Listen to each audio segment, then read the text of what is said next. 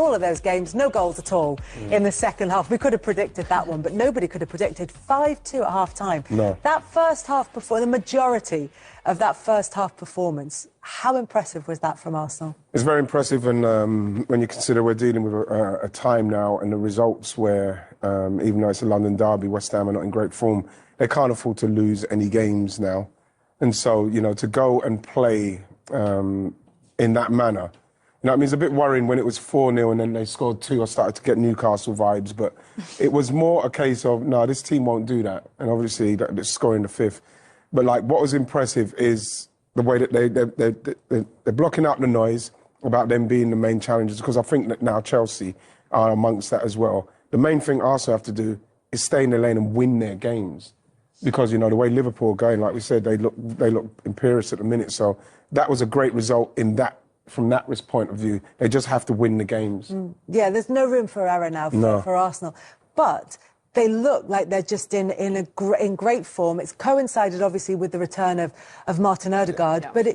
But it's whether that ground they lost is going to cost them come the end of the season. Yeah, I mean, the gap's there. We've spoken about that already, but I think the form that they're in attacking-wise was amazing to see. Some of the goals they scored at the weekend, Odegaard, you know, we all know how vital he is for that team, and the stats against when he's not on the team and how that reflects the way that they play. The frustrating thing was conceding 2 goals in the first half, knowing how dominant they are at the other end of the field. I think that, for me, kind of has to be the focus. Keep as many clean sheets as possible and know that your forwards can go and create and they can go and score. Yeah, it's been a fantastic sort of recovery from Arsenal, and you feel like keeping everyone fit, this should be something they can continue to the end of the season. Yeah, this performance and the performance against Forest, I think, were definitely their best of the season, especially considering West Ham has been a bit of a bogey team for Arteta in the last couple of years. They needed a bigger win away from home. And I think it's those non-penalty goals that we're seeing again, because we know that Arsenal, obviously reliable from the penalty spot, really good from set pieces, but it's their creativity from open play that I think a lot of fans and everyone have been struggling to see in recent weeks. But Forest game and this game, you saw that movement come back, you saw that confidence finish from Havertz. I think that makes a massive difference, and I think Wednesday's game against Manchester United is going to be really interesting. You know what I think as well, Kels, just quickly on a couple of players that really need to, in this time where Arsenal can't afford to slip up unless Liverpool slip up, is big, like Martinelli and Jesus, you know, but I think Martinelli, Jesus, Raheem Sterling, I think that this is a really big moment, this stage of the season, for them to step up if called upon to deliver something. They have to. Do you think they can? I think, unfortunately for me, I just felt like they're 3, maybe Martinelli actually the most out of them. Yeah. Sterling, he had a great performance against Preston in the Cup, but we haven't seen yet what he can do. This is what I'm saying, Flo. Jesus has struggled since. Yeah, but I think what needs to happen at different stages in the season, if they're called upon, they have to do it. It's not a case of like, oh, yes, just not quite. They have to do it. Because for us to catch Liverpool, if that's the case, and probably try and get away from Chelsea the way they're going, you were going to need something else. You need options. Yeah, we can't just depend on that. Does it help them that Odegaard's back, though? Because it seems to be helping all the attacking. But even Saka, who was doing well without him, is now flying. Now he's back in the side. Yeah, but he helps everybody. And all that does is it just shows how great Saka is, because everybody else, you can almost see things kind of fall away with Odegaard. But like with Saka, he continued to do what he does and then improved when Odegaard gets back. But and look at the difference when he's in the team. It's like Rodri to City. We lose him and something's gone. Too many things work off of the back of him. He's that main cog. People always say that, how can one player make such a difference? It's not him necessarily making the difference. It's the improvement that you get from the players around him. Yeah, and you never really know if that's a feeling or just a footballing perspective, but for him I think it's both. I think the areas that he picks up the ball and the key passes through to Saka at the weekend, it was just beautiful. That's the kind of style of play that we love to see Arsenal play, and he is so vital when it comes to that kind of football. Absolutely. Yeah, so now the question is, keep it going. Like you said, the game against Manchester United is going to be huge for this, because it's a kind of unknown quantity, and Man United we'll talk about in detail a bit later on. But Manchester United look like they've clicked in some way under Ruben Amurim, still very, very, very early days, but it's suddenly a new challenge. Yeah, it is, and I do worry maybe about Arsenal on the break and how they defend those transition situations. I do think on the sort of balance of squad, I think Arsenal's squad is better than Manchester United. I think that's Manchester United's still a big weakness there. But I think Arsenal's home form has been better since they've come out of that little rough patch. But I think there will be that pressure against a very kind of confident team that is trying to shake things up and cause some problems. But Arsenal need to, like Jen said, get back to what was their strength last season, which was they were the best defensive team in the league. They had that foundation which got them so close to the title, and I think they need to keep that going again and build that defensive momentum because they're feeling it in attack again now. And that plus their strength from set pieces, and you talked about Manchester City lacking physicality. Arsenal tread that line very carefully in their set pieces. They are a very strong physical presence. Well, it's not even long ago. This is why you can't really listen to too many people. There's not too many pundits I listen to out there. Just yourself. Only us, obviously us. But no, it's when people saying, "Oh, Arsenal, they've lost something." Remember, they used to have players that could play, and now they've got a lot of physicality. We need the physicality in players who can play. We've got Martin Odegaard who can play, and we've got the physicality of Marino or Declan Rice who can play. We've got Gabriel, we've got Kai Havertz, we've got physical players who can all play. But the main thing, like I say for us, Kels, is after the first 11, it's the people that come in to contribute. That's what it's going to have to be. You know what, can I just say, with Man United, and as good as it is for them at the minute, beating Ipswich and Everton, you know, Amurim will know that this is a different kettle of fish with Arsenal. I think Arsenal, again, it's a game Arsenal have to win. You know, I think it's a free hit for Man United with their improvement. I do believe that, you know, with Ipswich and with Everton, Man United had a lot of the ball and they looked differently. They looked different with the ball. They had a lot of it. It's going to be interesting to see what they're going to be like without the ball against Arsenal. And that is the out of possession Amurim team I'm going to see. And if that kicks in, then, you know, they're going to be a problem. Go on. I think you're spot on when you're talking about Arsenal as a whole squad, though. I think we saw that when you're looking at a 5-2 result and it's, you know, 5 different goal scorers. That's when people are stepping up.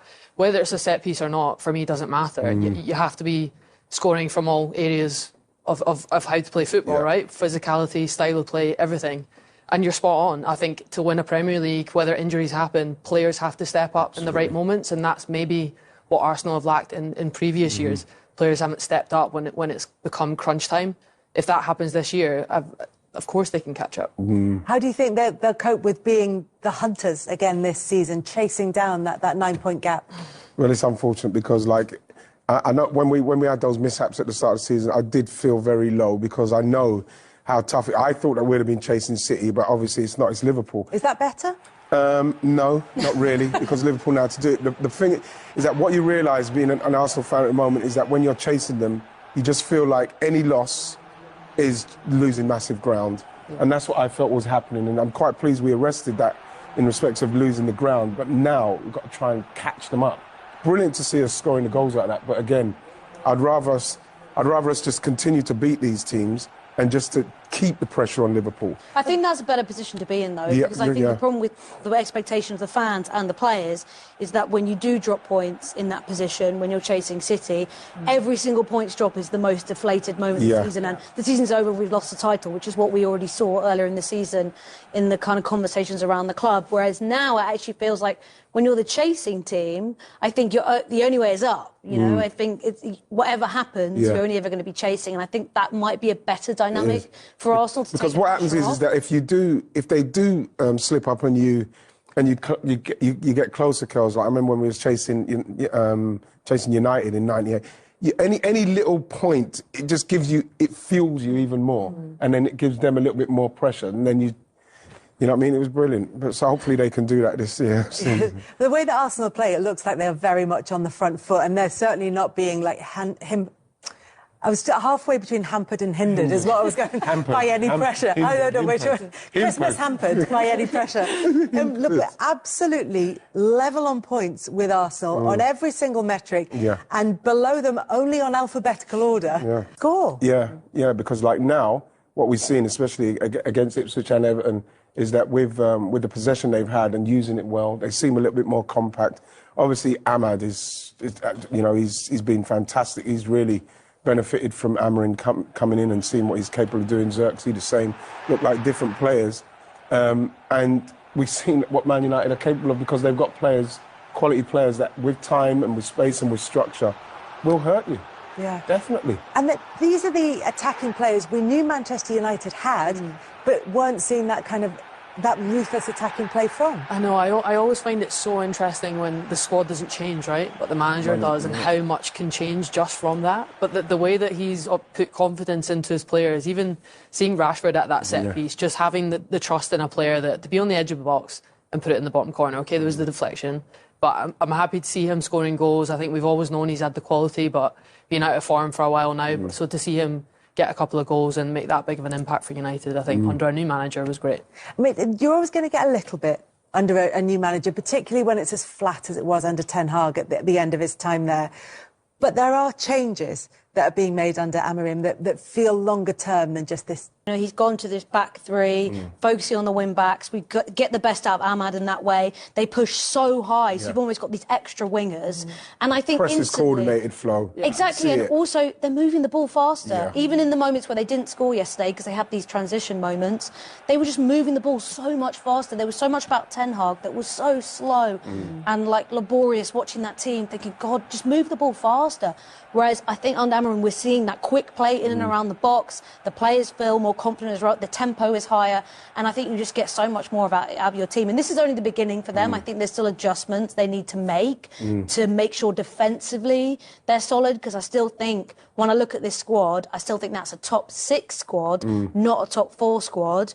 But sometimes you can overachieve regardless when you're getting the max out of your players. I think what's going to be interesting, Kels, is looking at Manchester United out of possession. I mentioned it has been Ipswich, it has been Everton. I'm not talking about the best teams, but like they did dismantle them. But like I'm looking to see what they're going to be like when they come up against Arsenal, because Arsenal will have a lot of possession, and that is something that when you looked at Ten Hag, there was nothing. It was structureless. There's nothing there.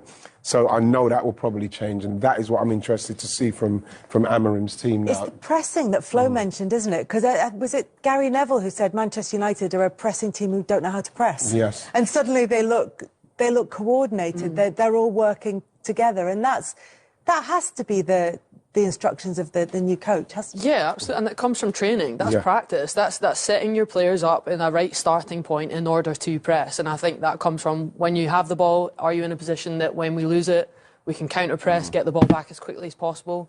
But it did. It looked so cohesive. Absolutely. It looked like they were all on completely the same page, positionally set up right. I think Ahmed was involved in all 4 goals, right? Whether he got the assist or not. And, you know, to win the ball in such critical areas like he did, you're just set up for a press in the right way, and 100% that comes from management. It was you, Flo, who was saying, you know, this is the beginning, and there are going to be tougher challenges, and there are going to be hurdles to overcome.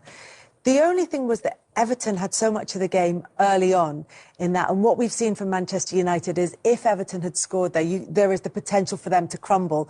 We don't know yet whether that's something that will still be in them, even under the new manager, and new head coach. They did have some setbacks in Europe that they had to battle through, conceding some goals. So I think we're seeing them test a little bit, and I think it's important because I do think, you know, that there is that new manager bounce you mentioned, and I still do believe this squad isn't amazing. So I think probably fans and pundits and everyone needs to adjust to that and not put too much pressure on. But it's Manchester United, so of course there's going to be pressure straight away. But you look at that back line and it's not the best defence.